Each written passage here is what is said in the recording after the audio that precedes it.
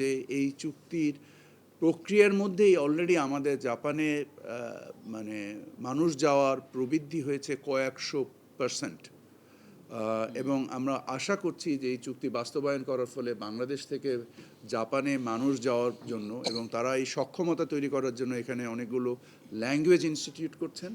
আমাদের অনেকেই ওখানে স্টুডেন্ট আকারে যাচ্ছেন যারা মোস্টলি ল্যাঙ্গুয়েজ শিখতে এবং সাবসিকুয়েন্ট টু দি মানে তাদের ওখানে ল্যাঙ্গুয়েজ সার্টিফিকেশন পেলে তারা আইদার কেয়ার গিভার অথবা নার্স অথবা আদার সার্ভিসে আমাদের লোকজনের চাকরির একটা বিশাল বাজার তৈরি হবে বলে আমরা মনে করছি। আমাদের টোটাল ট্যারিফ লাইন হচ্ছে বাংলাদেশের যত পণ্য আছে ৭,৪৫৮, সেখানে আমরা ৩89টা, এর মধ্যে ৭,৩89টার ভিতরেই আমরা শূন্য শুল্ক হারে পণ্য যেতে পারবো, যেটা আপনি মোটা দাগে বলতে পারেন 99.9% পণ্য আমাদের জাপানের মার্কেটে শূন্য প্রবেশাধিকার পাবে। রমজানের বাজারকে উপলব্ধি করার জন্য আমরা একটা স্থিতি নিয়েছি এবং আমরা সেখানে দেখেছি যে এত পরিমাণ আমদানি হয়েছে, এই আমদানির পরিমাণগত মানে বিষয়টাকে মিটানোর জন্য স্থানীয় জাহাজ শিল্পের সক্ষমতা ছিল না, যে কারণে আমি দেখেছিলাম যে 600 জাহাজ বাজারে